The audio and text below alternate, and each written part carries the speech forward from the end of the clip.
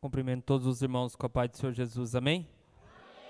Irmãos, abram suas Bíblias, livro do Êxodo, capítulo 20, versículo 16. Diz assim a palavra do Senhor: Não dirás falso testemunho contra o teu próximo. Amém? Podem sentar. Irmãos, hoje nós vamos falar de uma proibição da palavra do Senhor, que ela é muito importante para a nossa vida.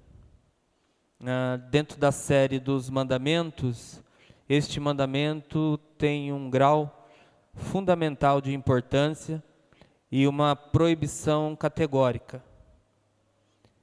Hoje nós vamos falar sobre o falso testemunho, ou melhor, a falsa testemunha. Pode passar?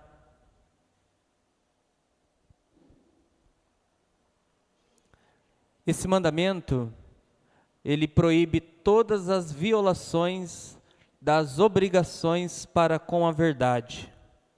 De um modo geral, hoje nós vamos falar de um mandamento que proíbe a prática, a comunicação, a fala de tudo que não é verdade, tudo que é inverdade, tudo que é mentira, tudo que é falso, tudo que é calunioso. Hoje, esse mandamento nos apresentará uma condenação. Não só uma condenação, mas uma reprovação. E nós vamos ver o tamanho do problema que se constitui esse pecado. Dentro dessa classe de proibição contra a verdade, a pior de todas seria, o pior pecado dessa classe seria dar um testemunho falso em relação a uma pessoa. Imagine você, vamos pensar um pouco no que era nos dias de Moisés. Se duas testemunhas acusassem uma pessoa de um fato, essas duas testemunhas seriam o suficiente para que essa pessoa fosse condenada e morta. Imagine se duas testemunhas resolvem, por uma ação de maldade, de falsidade, dizer que o seu próximo, seu irmão, um irmão israelita, fez algo do qual ele não fez. Se duas testemunhas fraudulentas se unirem para dizer que ele cometeu um pecado que ele não cometeu, ele seria morto. Basta duas testemunhas apenas para que, do período da lei mosaica, uma pessoa fosse condenada. Veja a tamanha seriedade do que é e o perigo que corresponde à falsa testemunha. Deixei separado aqui um texto e quero ler para você. O texto ele se encontra no livro de Deuteronômio, capítulo 19, versículo 15. E olha o que diz: Uma só testemunha não será suficiente contra uma pessoa, seja qual for o delito ou o seu pecado. Só pelo depoimento de duas ou três testemunhas se estabelecerá o fato. Quando se levantar uma testemunha falsa contra uma pessoa, acusando-a de algum delito, então as duas pessoas que estiverem na demanda se apresentarão perante o Senhor, perante Deus, diante dos sacerdotes e juízes em exercício naqueles dias. Se os juízes, depois de cuidadosa investigação, constatarem que a testemunha é falsa, que levantou falso testemunho contra seu irmão, versículo 19, farás com ela o que pretendia fazer ao seu irmão. Assim, eliminarás o mal do meio de ti, para que os que ficarem o ouçam e temam, e nunca mais tornem a fazer tal mal no meio de ti. Silêncio. não terás piedade dela, da falsa testemunha. Vida por vida, olho por olho, dente por dente, mão por mão e pé por pé. Veja o tamanho da seriedade com que Deus age em relação à falsa testemunha. Esse mandamento, ele vai ter, eu vou apresentar para vocês, ele tem uma abrangência maior. Mas no primeiro momento, ele está sendo colocado na classe do júri, na classe do juízo, dos processos legais referente a atos cometidos dentro de Israel. Deus já estava antecipando o seu povo a respeito dessa prática do falso testemunho e os advertindo. Embora esse mandamento não seja especificamente para Israel apenas, mas é um mandamento universal e inclui a todos nós. Você consegue imaginar o tamanho da desgraça que se pode causar à vida de uma pessoa quando alguém profere uma mentira em relação a ela? Você pode até achar, qualquer um de nós aqui, podemos até achar que se uma mentira, uma calúnia for diferida a uma pessoa e depois for restituída a verdade, pode-se resolver a questão. Eu digo para você que não. Uma vez caluniado, uma vez que uma mentira, uma vez que um ato de falsidade é feito contra uma pessoa, a propagação desse mal é tão grande, tão profunda, que dificilmente, é impossível que se seja perfeitamente reparado os danos. Uma calúnia que se faça a uma pessoa pode levar essa pessoa à morte, pode levá-la a ser exclusa da sociedade, a sociedade pode agir de tal maneira em relação a ela, a seus filhos, a sua família, tamanha repulsa pode haver por parte da sociedade, que essa pessoa pode ser totalmente expulsa do convívio social. Essa pessoa também pode ser morta, os seus bens podem ser esfolados, os seus bens podem ser queimados, ela pode perder tudo o que ela tem, uma falsa testemunha pode acabar com a vida de uma pessoa. Basta uma calúnia para destruir completamente a vida de uma pessoa. Para nós que estamos aqui, fica uma lição importante do cuidado que nós devemos ter em relação da verdade. A verdade, ela edifica. A verdade, ela mantém a ordem. A verdade, ela mantém a presença de Deus. Mas aonde há a mentira, a calúnia, a difamação, a falsidade, aí há desordem, maldição e desgraças na vida de uma pessoa. Então, dentro das violações da verdade, o maior mal que se pode haver é alguém te levar diante de um juiz e proferir um fato enganoso a seu respeito, tornando você réu e até mesmo culpado e condenado pelo ato. Este mandamento, ele está sustentado na natureza da essência de Deus, pois Deus é a verdade. Logo, tudo que milite contra a verdade, milita contra a essência de Deus, contra a pessoa de Deus. Toda verdade emana de Deus, em todos os aspectos, em todos os sentidos, de maneira absoluta. A essência de Deus é a verdade. Não podemos pensar em verdade, não podemos falar de verdade sem pensar que a verdade ela começa em Deus, essencialmente em Deus. E que Deus, quando Ele criou o ser humano, Ele transferiu, Ele comunicou, Ele concedeu ao ser humano que fosse verdadeiro. Devido ao pecado e à queda do homem, o homem vive numa vida de engano e de mentiras, e precisa ser regenerado dessa condição maldita. E é por meio da fé em Cristo Jesus que nós passamos por esse processo de regeneração e nascemos de novo. Mas nós nunca podemos esquecer que a verdade vem de Deus, e que Deus, Ele é verdadeiro em tudo. Tudo que Ele afirma e tudo que se afirma em seu respeito é a verdade. principalmente do ponto de vista textual da Bíblia. Tudo que a Bíblia diz em relação a Deus é verdade. Pode passar. Veja o quão essencial e natural é em Deus a verdade. A não ser que Deus seja realmente quem declara ser, a menos que signifique o que diz significar, e a menos que continue a fazer o que promete, perde-se toda a ideia de Deus. O que se quer dizer com isso? Que Deus, ele tem que ser o que a Bíblia declara que ele é.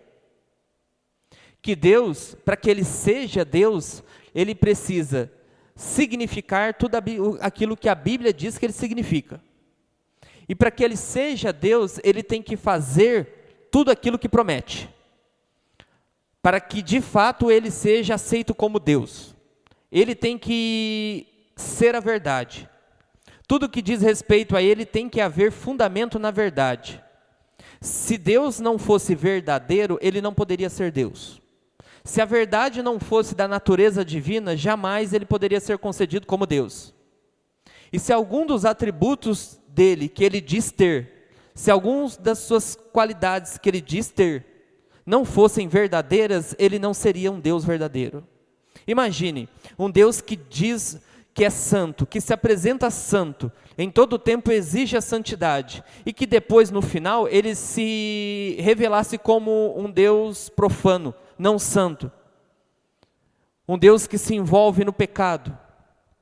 Logo, todo o conceito de Deus, todo o conceito da divindade que nós temos a respeito dele, tudo aquilo que nós imaginamos em relação a ele, se desfaria com isso. Porque se há mentira na pessoa de Deus, então ele não pode ser Deus. Então ele não tem as capacidades, as qualidades essenciais de um Deus.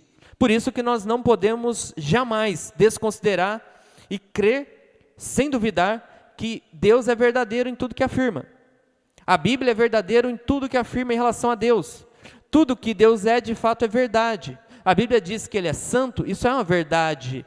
A Bíblia diz que Ele é poderoso, isso é verdade. A Bíblia diz que Ele salva, isso é verdade. A Bíblia diz que Ele tem todo conhecimento, isso é verdade. Porque a verdade não pode ser desassociada de Deus. Porque se perdermos o atributo da verdade, então tudo aquilo que diz em relação a Deus, tudo que se pensa em relação a Deus, pode vir a não ser verdade. Então, não dá para pensar em um Deus que não seja verdadeiro. Porque se há alguma inverdade em Deus, logo toda a construção que nós temos revelada da pessoa de Deus se desfaz. Deus é verdade. Deus é a verdade. Tudo em relação a Deus, tudo que cremos do ponto de vista da Bíblia, é a verdade. Pode passar. Logo, a verdade é sagrada. Por que a verdade é sagrada? Porque ela começa em Deus. Então, toda verdade sagrada é a verdade de Deus. E, em relação a isso, todas as violações à verdade são violações contra Deus. Todas as violações contra a verdade são uma injúria contra Deus. Todas as violações para com a verdade são um intento contra a essência de Deus. Existem duas classes de pecado que esse 9º mandamento proíbe. O primeiro é todo tipo de detração. Hoje eu postei logo cedo o significado de detrações, né? Existe um significado comum e jurídico, mas o nosso interesse é no significado teológico. O que seria uma detração? Toda a ação em relação ao nosso próximo, ao nosso semelhante, com o objetivo de menosprezar, de inferiorizar, de maldizer, de intentar contra a fama, intentar contra a moral e contra o caráter, é uma defração. É uma detração, perdoe. Então, todas as vezes que uma pessoa se dirige em relação ao seu próximo, com palavras maldizentes, que fala com o objetivo de inferiorizar, menosprezar, prejudicar, maldizer, denegrir o caráter, denegrir a imagem, é uma detração. E é uma atitude condenada pelo nono mandamento, que diz: não diga falso testemunho contra o seu próximo. E quando nós dizemos uma coisa em relação ao nosso próximo que não é verdade, estamos quebrando com o mandamento. Estamos cometendo uma detração contra ele. Estamos dizendo aquilo que ele não é. Estamos atribuindo qualidades ao seu caráter que não são próprias dele. Defeitos que não são dele. Mas com que objetivo? Com o objetivo de produzir o mal. Por que falamos mal de uma pessoa? Por que queremos destruir a imagem de uma pessoa? Por que queremos levar para outras pessoas, falar a outras pessoas sobre o nosso próximo? Porque nós temos uma intenção má no coração. Quando fazemos isso, e se fazemos, não estou dizendo que você faz, aqueles que fazem, agem com maldade, agem com engano e faltam com a verdade. E quando faltam com a verdade, faltam para com Deus, para aquilo que Deus é. E o segundo tipo, o segundo tipo de violação está ligado à verdade, ou seja, todas as demais violações da verdade ferem o nono mandamento. O simples fato de você contar uma mentira, se é que isso é simples, pelo menos diante de Deus não, mas nós conseguimos às vezes pensar a mentira como algo corriqueiro e comum, mas o fato de você contar uma mentira, seja com boa intenção, com má intenção, você comete uma violação ao mandamento. Pode passar. A mais grave forma deste delito é pronunciar um falso testemunho diante de um tribunal. Esse ponto nós já tratamos, mas aqui nós temos ele mais específico, que é uma detração. Diante de Deus, isso é malicioso, falso e uma afronta contra a sua essência, contra a pessoa de Deus. Quando nós mentimos em relação ao nosso próximo, nós não estamos só fazendo mal ao nosso próximo, nós estamos afrontando a essência do divino, a essência de Deus. Estamos ferindo o nosso próximo, estamos acabando com a vida do nosso próximo, destruindo a família do nosso próximo, ou destruindo até mesmo a vida física do nosso próximo, acabando com toda a sua imagem, todo o seu caráter. Nós estamos fazendo exatamente o mesmo com Deus. Estamos tentando militar contra a essência, contra o caráter e contra as perfeições de Deus. O falso testemunho lança infâmia, má fama, sobre a pessoa e a exclui do círculo social. Imagina, irmãos, se você fosse acusado hoje de um crime que você não cometeu, mas que você não fosse capaz de provar que você não cometeu, automaticamente, todas as pessoas que estão ao seu redor começariam a ter um ponto de vista diferente em relação à sua pessoa. Com certeza você seria excluída de alguns das atividades devido à suspeição que está sobre sua pessoa. Você está sob suspeita, você cometeu um crime, você cometeu um pecado. Você fez uma coisa que do ponto de vista social é abominável. Imagine, é isso que a falsa testemunha pode trazer para a sua vida. Ou nós podemos levar para a vida de uma pessoa.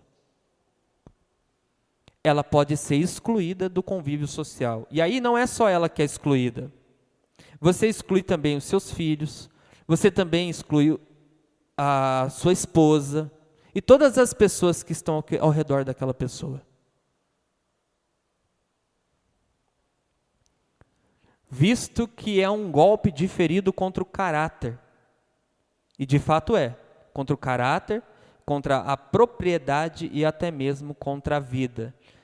Esta ofensa não pode, de maneira nenhuma, ficar impune. Não são poucos casos, eu não sei se vocês conhecem algum caso de pessoas, e eu já ouvi algumas dessas coisas, pessoas que foram acusadas de cometer crimes que não tinham cometido, tiveram suas casas queimadas. Alguém já ouviu alguma coisa aqui nesse sentido? Pois é, eu já vi na televisão e escutei, não tive, graças a Deus, não tive proximidade com nenhum caso assim. Mas é comum. Por quê? Porque gera uma revolta social. E o povo age na emoção. A emoção do momento, o calor do momento. Ah, ele fez isso? Então vamos pegar, vamos bater.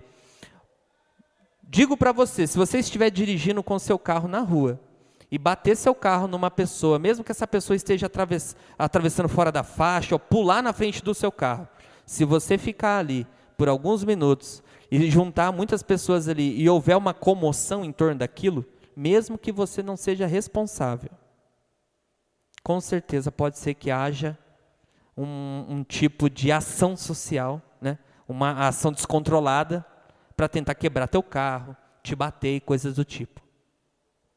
Porque as pessoas agem assim. E principalmente, se alguém que estiver lá disser, foi ele o responsável. Pode passar. Segundo tipo de pecado, que se enquadra nisso que nós podemos chamar da violação da verdade.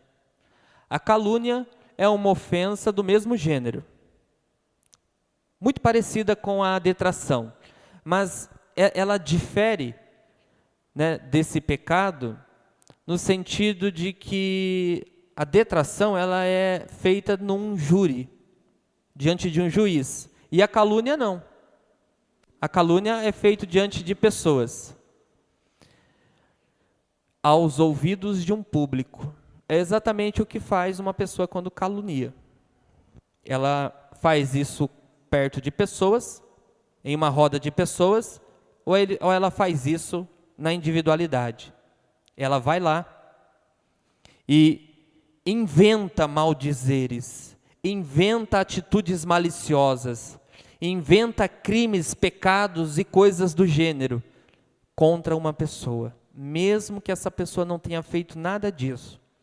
Mas essa pessoa age com esse sentimento de maldade e calunia. E age para destruir a imagem daquela pessoa.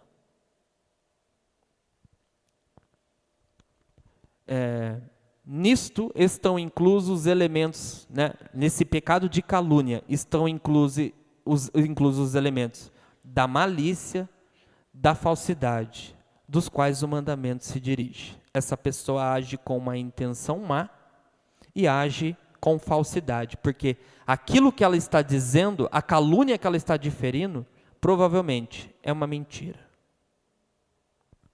Pode passar.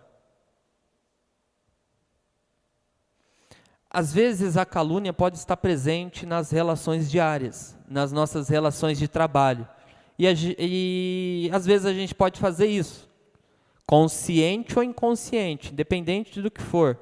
O pecado, ele às vezes age no inconsciente, as pessoas fazem sem saber, mas isso não isenta a responsabilidade delas. Pessoas que não sabem estão condenadas e vão para o inferno. E vão descobrir quando? Quando chegarem lá. Por exemplo, eu trouxe aqui 3 situações corriqueiras do dia a dia. O primeiro é clássico. Um advogado qualquer às vezes está disposto pelo lícito e pelo ilícito para absolver o seu cliente, mesmo que isso implique em atribuir a culpa ou difamar o inocente. O advogado, ele só conhece o seu cliente e o dinheiro do seu cliente. Não estou generalizando, mas isso é muito comum nos advogados criminais. Isso é muito comum. O advogado, ele vai fazer de tudo para inocentar o culpado e, se possível, culpar o inocente, criando inverdades em relação a essa pessoa. Nós temos casos clássicos, né? Nós temos casos em que, num país aí qualquer, um político, presidente, roubou as estatais do país, desviou milhões de reais. Um juiz justo, junto com ainda outros juízes, o julgaram, em um país qualquer. Condenaram, só que, por ironia do destino, os advogados daquele culpado conseguiram tornar o juiz culpado, em um país qualquer, sei lá onde fica, tornar o juiz culpado, acabar com a reputação e com a imagem de todos os juízes que o julgaram, e ainda ser feito inocente, e ainda conseguir se tornar presidente de novo. Sabe lá onde? Mas acredite, é fato. E eu estou usando somente a minha imaginação. É impossível que isso exista. Nas relações de trabalho industrial, para quem trabalha em indústria, é comum os operários caluniarem seus companheiros, tendo em vista algum tipo de benefício ou prestígio. Não é isso que acontece? Quem já trabalhou? Quem trabalha em fábrica aqui? Alguém trabalha em fábrica dos que estão aqui? Trabalhou, né? Também já trabalhei em fábrica. O que acontece? É pura maldade, instinto maldoso. São todos operários, são todos iguais, ganham todos o mesmo salário, todos têm o mesmo objetivo, trabalhar, receber para alimentar a família e viver. Mas por incrível que pareça, ainda há pessoas, isso é evidente porque está na natureza do ser, que querem ver outras pessoas que estão trabalhando, estão se esforçando, estão batalhando para conquistar o pão de cada dia e querem canuleá-las. Seja o menor defeito que você tiver, menor dos defeitos que você tiver, pode ser o motivo para fazer-se uma grande calúnia ao seu respeito. Tudo para quê? As pessoas pensam que caluniando, elas vão chegar mais rápido a concluir os seus objetivos. Elas vão receber algum tipo de prestígio. Quando você calunia, automaticamente você compara. Porque você está se apresentando numa condição moral tão elevada, quando nós fazemos isso, né? Nós vamos caluniar uma pessoa, nós colocamos uma condição moral tão elevada que nós dizemos, aquela pessoa é isso, isso, isso. Aquela pessoa é isso, isso, isso. Por quê? É evidentemente que nessa comparação você não se inclui. Se você é aquele que está anunciando o que ela é, você, no mínimo, pensa não ser o que você está acusando o seu próximo, o que nós acusamos o nosso próximo.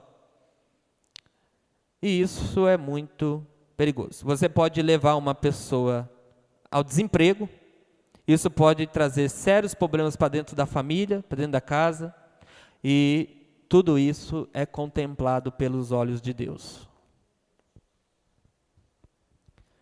Também encontramos isso nas relações comerciais e autônomas. Aquele que trabalha em comércio ou tem uma atividade autônoma, é frequente, né, o ato de um profissional autônomo ou comercial caluniar o produto ou o serviço do concorrente.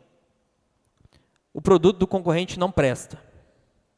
O meu presta. A mão de obra que o concorrente faz é ruim, a minha é boa. Não é isso? Eu já trabalhei em comércio e eu sou autônomo. E eu sei como que é essas coisas. Você tem que ficar muito atento, tem que tomar todo o cuidado. E tudo isso ainda não é o suficiente. Porque você pode fazer um determinado serviço, você pode se empenhar em fazer o melhor, mas vai uma pessoa lá e vai caluniar o seu trabalho. Porque ela não quer mostrar o trabalho dela, ela quer simplesmente te tirar dessa relação, dessa relação comercial. Então você encontra muito isso. Às vezes você vai numa padaria X, e aí se você citar a padaria Y, ele vai dizer que lá tem rato, que lá é isso, que lá não presta, que lá é sujo. Mas ela fala em comparação à dela, para dizer que não, a minha não tem rato, a minha é limpa, a minha é perfeita, a minha é certinho. Nós encontramos a calúnia no dia a dia. Se nós não tomarmos cuidado, nós podemos também caluniar igrejas. A nossa igreja é boa, a nossa igreja é perfeita, o presbítero da nossa igreja é o melhor.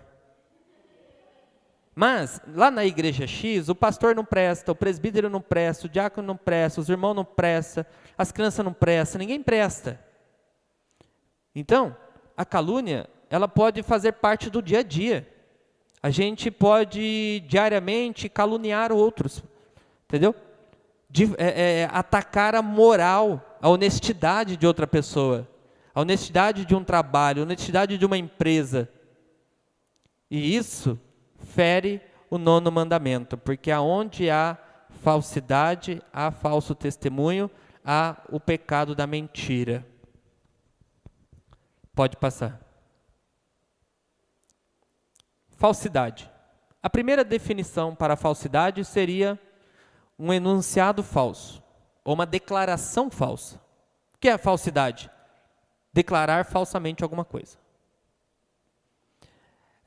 Essa declaração não precisa ser verbal, pois um sinal de gesto pode ser tão significativo quanto uma palavra. Olha para você ver a capacidade que nós temos não estou dizendo que somos, mas a capacidade que temos de ser falsos, pessoas falsas. Até mesmo com gestos nós podemos agir falsamente, podemos mentir. Eu posso sair ali fora e pode passar uma pessoa e ela pergunta para mim: como é que eu faço para sair do bairro? Eu viro para cá ou subo reto? Aí você diz assim: não, vira para cá. Aí a pessoa vai parar lá embaixo. Só de um gesto que você dá para ela, só de um gesto de ok, só de um gesto de não, pode haver mentiras escondidas, intenções inclusive malignas. Quando no Rio de Janeiro é muito comum e é perigoso e ninguém faz, parar perto de comunidades para pedir informação. Por quê? Porque geralmente algumas pessoas, o que elas fazem? Elas dão informações falsas para você cair exatamente onde estão os bandidos te esperando. Então ela diz, você fala: se eu sair reto aqui, eu vou lá para não sei aonde? Ele diz: não, vira aqui. Aí você vira, e quando você vê, você já está sendo assaltado. Então, não necessariamente uma declaração precisa ser verbal, precisa ter fala. Simplesmente um gesto. O pastor pode perguntar aqui na frente: irmão, você tomou ceia? Aí você diz lá, só dá um joia para ele assim: mas não tomou, mentiu. Um exemplo. Então não precisa necessariamente de palavras para mentir e ser falso. Um gesto, um sorriso. Um sorriso. Está satisfeito? Você diz: estou. Eu não sei sorrir muito, tenho dificuldade. Mas às vezes um sorriso pode esconder um sentimento falso. Você pode estar descontente, você pode estar raivoso, irado, mas se escondendo atrás de um sorriso falso. Nós fazemos essas coisas. Isso é coisa de ser humano, mas é pecado. Nem sempre uma declaração falsa pode ser considerada um ato de falsidade. Isso é um ponto importante. Nem sempre uma declaração falsa pode ser considerado um ato de falsidade. E o que faz com que uma declaração falsa não seja considerado um ato de falsidade? Quando você declara alguma coisa por ignorância ou por equívoco. Então, nesse sentido, não existe ali a intenção de enganar. Às vezes nós fazemos declarações e podemos nos equivocar. Mesmo nos equivocando, com nossas afirmações, nós podemos gerar malefícios, prejuízos para as pessoas. Logo, o elemento do engano está presente em toda definição de falsidade. Por que as pessoas agem com falsidade? Porque elas querem enganar. Por que contar uma mentira? Porque ela quer enganar. Além de prejudicar, além de ter uma intenção maligna, há por detrás um desejo de enganar. O engano está presente nesse pecado. E todo tipo de engano, todo tipo de intenção de enganar é prejudicial e é pecado. É faltar com a verdade. Enganar o pai, enganar a mãe, enganar a esposa, enganar o marido, enganar o pastor, enganar o chefe do trabalho. Quem age com falsidade, age com engano. Porque as pessoas querem usar da falsidade e não da verdade. Porque quando elas estão em falta com a verdade, e elas estão nessa condição de falsidade, só lhe resta agir de uma maneira a enganar para tentar se beneficiar. Pode passar. Mas nós temos 2 pontos na Bíblia que são interessantes. 2 textos na Bíblia que envolvem o engano. Veja, irmãos, os 2 textos. O primeiro texto está em Êxodo, no capítulo 1, que fala do nascimento de Moisés. Diz assim, Êxodo no capítulo 1, vamos fazer a leitura a partir do versículo 15. E olha o que diz aqui, preste bastante atenção. O rei do Egito, que é o faraó, disse às parteiras hebreias, das quais uma se chamava Cifra e a outra Puá: quando ajudardes no parto as hebreias e as virdes sobre os assentos, se for filho, matai-o, mas se for filha, então viva. As parteiras, porém, temeram a Deus, não fizeram como o rei do Egito lhes dissera, antes conservaram vivos os meninos com vida. Então o rei do Egito, o faraó, chamou as parteiras e as parteiras lhe disse. E ele lhe disse: por que fizeste isso? Por que deixardes viver os meninos?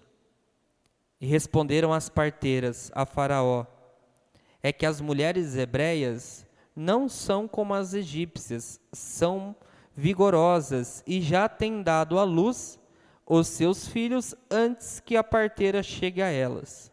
Isso é uma mentira com o propósito de enganar ao faraó.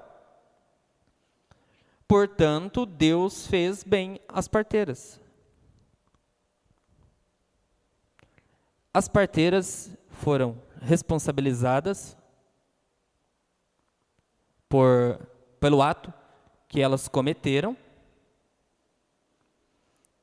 mas elas contaram uma mentira. Elas disseram o quê? Elas disseram que quando elas chegam para fazer o parto, as hebreias já tiveram dado à luz, e não dá tempo de ela pegar os meninos e matar. Elas mentiram com o propósito de enganar Faraó, mas ao final do texto, Deus fez o bem às parteiras. Há um tom de positividade.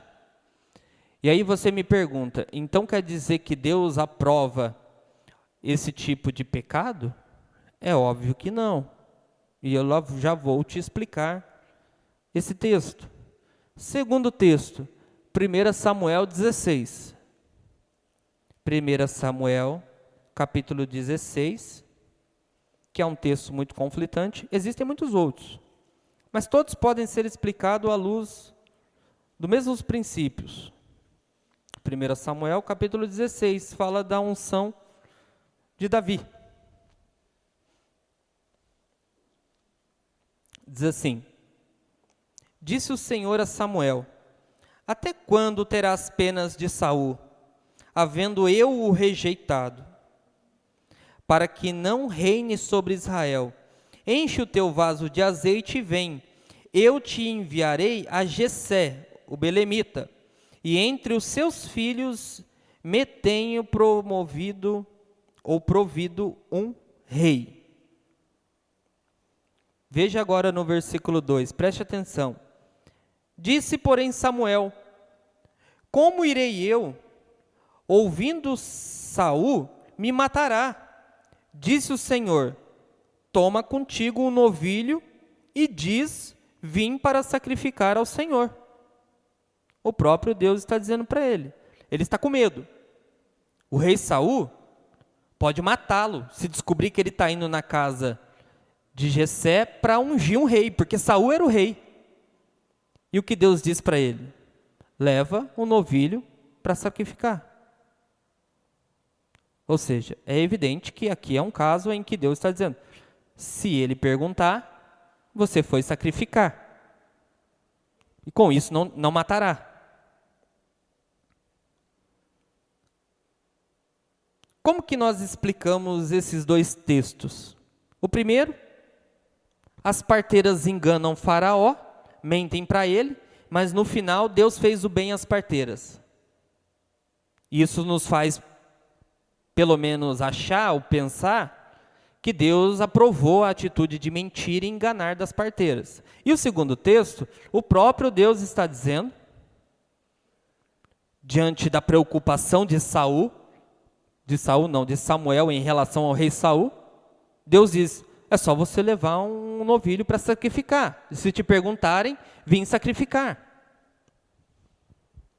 Veja bem, irmãos, nestes casos há uma combinação de circunstâncias em que a pessoa não está obrigada a falar a verdade. E quem inquire não deve esperar que elas ajam assim.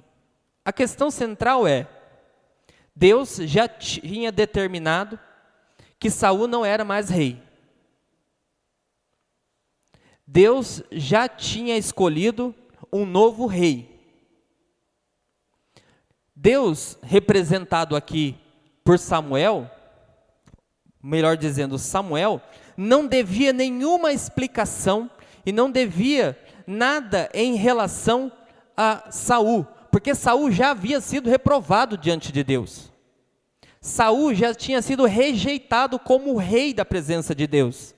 Então, mesmo que fosse inquirido, Saul ele não tinha mais nenhuma responsabilidade, Samuel não tinha nenhuma responsabilidade em relação a Saul. Não tinha o dever de dar explicações a Saul.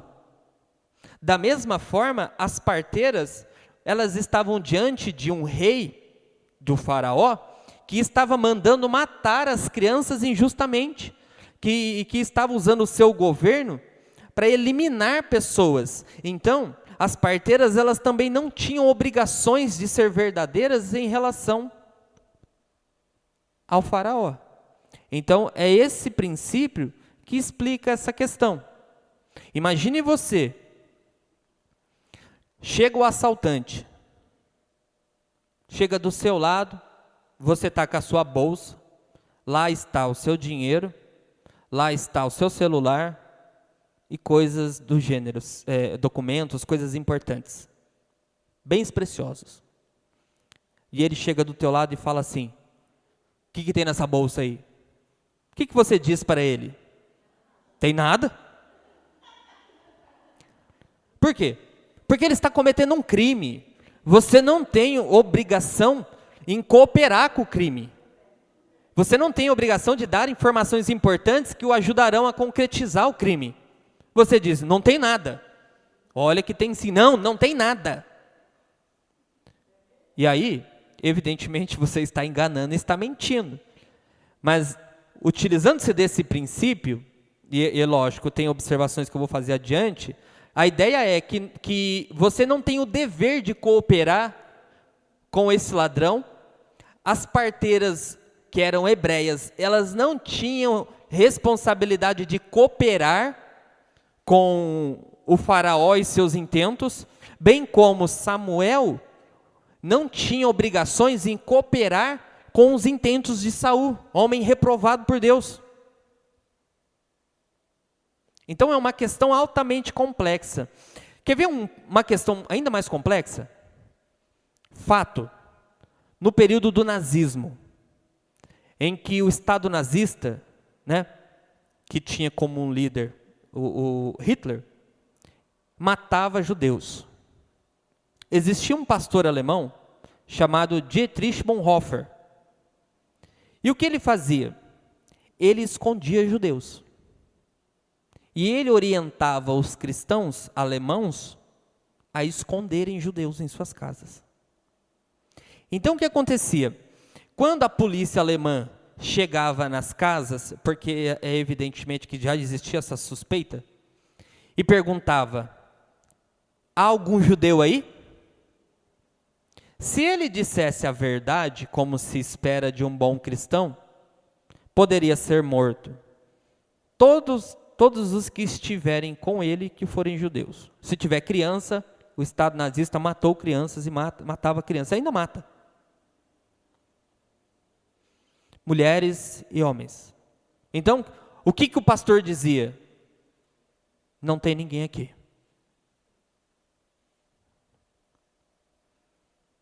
De fato, ele mentia, é óbvio. Mas ele não tinha obrigação para com a verdade, se tratando de um Estado extremista que matava pessoas, meramente por questões religiosas. Então, discute-se muito da questão da ética em relação a essa questão. Falar a verdade e matar, ou mentir e preservar a vida? E aí nós pensamos, se de fato isso é mentir. Não é mentir, porque ele não tinha obrigações para com o Estado, um Estado que estava governando dessa forma, para promover o mal. Pode passar. Não dizemos com isso que há circunstâncias em que se está liberado mentir. Não estou dizendo com isso que existem circunstâncias em que eu posso mentir. O ponto central é que não há obrigações para com os que praticam o mal. É isso que eu estou dizendo. Eu não estou dizendo que existem situações que você pode mentir. Eu não estou dizendo isso. Eu estou dizendo que não há obrigações para com os que praticam o mal. Segundo, não dizemos com isso que Deus aprova a mentira e o engano, pois são pecados. Deus reprova o engano e Deus reprova a mentira. Terceiro, não dizemos com isso que ter boa intenção, seja ignorância, seja equívoco, exime de responsabilidades. Não. Ainda que seja a chamada mentira piedosa ou mentira santa, que eram dois termos que se viu ao longo da história da igreja, inclusive, dois termos muito conhecidos. Você pode pesquisar um pouco sobre isso, mentiras piedosas e mentiras santas. Isso não é aprovado diante de Deus. Não existe mentira para o bem. Não existe engano para o bem. Não existe falsidade para o bem. Pode passar. Estamos chegando ao fim.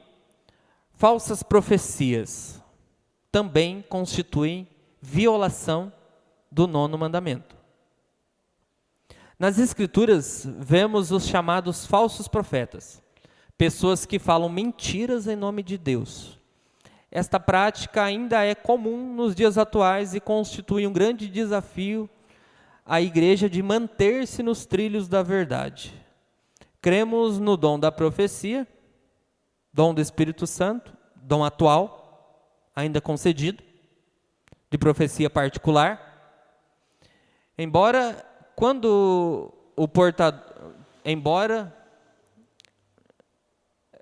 embora tanto a profecia quanto o portador devem ser julgados e provados pela Bíblia e pela igreja. Nós cremos ainda no dom da profecia.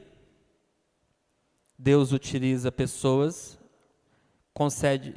determina que mensagens sejam entregues para outras pessoas. Então, aqueles que têm esse dom, o dom de profecia, recebe da parte de Deus e direciona para alguém, a quem for destinado, segundo a vontade de Deus.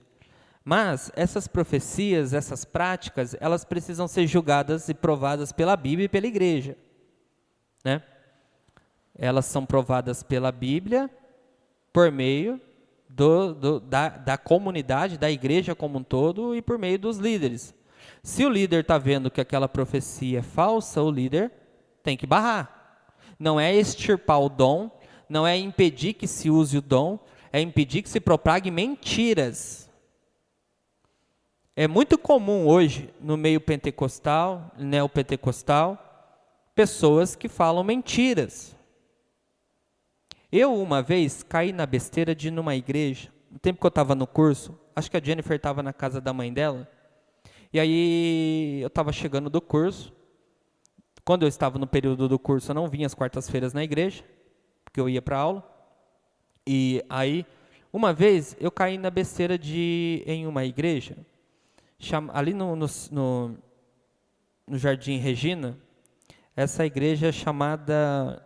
Tinha 10 pessoas, tinha 10 profecias. E eu estava com roupa comum. Não é roupa de crente, não, eu estava com roupa comum. Um tênis, uma calça com listra e uma camiseta. Porque eu fui para a escola, não fui para a igreja. Mas passei lá na igreja. Aí o pregador, ele se emocionou, e aí ele me viu. Ele disse que Jesus tinha uma obra na minha vida, mas eu precisava aceitar ele. Aí veio uma irmãzinha, falou assim, você não quer ir lá aceitar Jesus, né? E sair dessa vida? Assim, bem feito para mim. Quando ele começou a pregar, e nas primeiras palavras dele, eu já sabia que tinha tudo para dar errado. Mas quando chegou no final, eu tinha certeza. Então... 10 pessoas, 10 profecias. Eu acho um pouco estranho, mas que seja. Nós temos o agravante, né, que é profecia, é de Deus, então ninguém pode falar. Mas eu entendo o contrário. É profecia, então é a igreja que tem que ver se é de Deus ou não. Está sendo profetizado, alguém sobe aqui para falar alguma coisa? Calma. Calma. Deixa falar. E a Bíblia e o tempo vão julgar. Não vai vir alguém aqui, e aí você tem discernimento e capacidade de julgar o suficiente, estando você no pecado, Deus não vai mandar alguém dizer para você que você é perfeito. E eu era presbítero, coitado dele. Pode passar. Falsas lideranças, falsos líderes com falsas doutrinas geram falsas igrejas. A mais A igual a B. 1 mais 1 igual a 2. Não tem como ser diferente. Você tem falsos líderes. Por que são falsos líderes? Esses líderes, primeiro, surgem do nada. Segundo, com uma mensagem fraudulenta, com intenções segundas por detrás dessa mensagem, isso é muito comum. Eles abrem igrejas, pregam as suas falsas doutrinas e geram falsos conversos, falsos cristãos. Às vezes são pessoas sinceras no meio do povo, pessoas sinceras, pessoas de bem, que acham que estão fazendo o certo, mas estão enganadas. A conta, ela não dá para ser o inverso. não dá para haver falsos líderes, falsa doutrina e cristãos verdadeiros. Não tem como isso. Isso é louco. Isso aqui, qualquer pessoa com o mínimo de capacidade de julgamento sabe que uma coisa, que com o errado não dá o certo. Não precisa de muito para isso. Então você olha numa igreja em que tem um falso líder, e com uma falsa doutrina, e milhares de pessoas, você não pode dizer que dali saem os verdadeiros. Não tem como. Falso mais falso igual a falso. Ah, mas lá no meio Jesus vai encontrar pessoas com um coração verdadeiro. Mas como isso? Como isso? Se há pessoas verdadeiras ali, porque elas estão no meio da falsidade, vivendo em meio à falsidade, aceitando a falsidade. Se nós usarmos esse princípio que Deus vai tirar pessoas verdadeiras no meio de tudo isso, nós vamos também aplicar esse princípio às demais religiões. Então vamos começar a dizer que Deus vai tirar pessoas verdadeiras do catolicismo, vamos pensar que Deus vai tirar pessoas verdadeiras lá da Umbanda, vamos abrir para todo mundo. Porque só dentro da igreja cristã que pode usar isso. Para ser cristã, tem que ser uma igreja fundamentada no fundamento dos apóstolos, no Evangelho de Cristo e na tradição, sendo que a tradição, em grau de importância, é a última, mas não é desprezada. Se não for uma igreja bíblica, não é uma igreja, é seita. Simples assim. Bom, mesmo que a pessoa, às vezes, seja piedosa e sincera, elas vivem na ilusão do engano. Assim como as pessoas que estão em outras crenças, estão em seitas, estão em outras religiões, também vivem no engano. E por isso, estão debaixo da mesma quebra do mandamento. Quem vive na falsidade, quem vive no engano, está cometendo o pecado, quebra do 9º mandamento. Porque o 9º mandamento proíbe toda ação ou toda violação contra a verdade. Último slide para nós acabarmos, pode passar? Ter boa intenção não quer dizer agir corretamente. Há milhares de pessoas em todos os lugares do mundo bem intencionadas. Mas isso não quer dizer que essas pessoas estão indo para o céu. Tem muitas pessoas bem intencionadas matando. Pessoas muito bem intencionadas roubando, se prostituindo, adulterando. Deus quer pessoas que vivam segundo a verdade. Porque Ele é a verdade.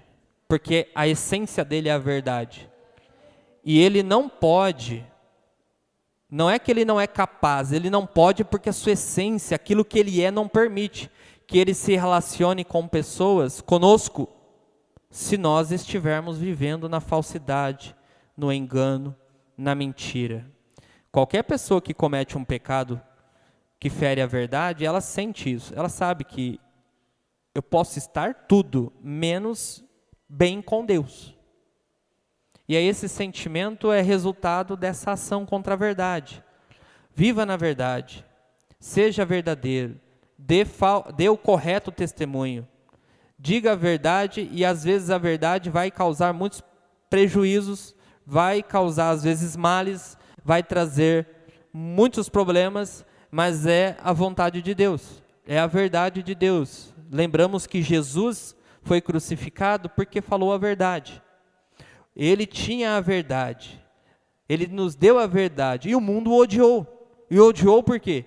Por causa das suas palavras, porque as suas palavras eram verdade e luz, mas os homens amaram mais as trevas. Então, o aprendizado fundamental do dia de hoje é que não importa o que acontecer, dê preferência na sua vida em falar a verdade. Pela verdade, tudo se restabelece. Pela verdade, tudo se arruma, tudo se ajeita, tudo se organiza. Agora, pela mentira, é a mesma coisa de você patinar na lama. Ou você vai só abaixando o buraco e nunca sai daquela situação. Amém? Uma salva de palmas para Jesus.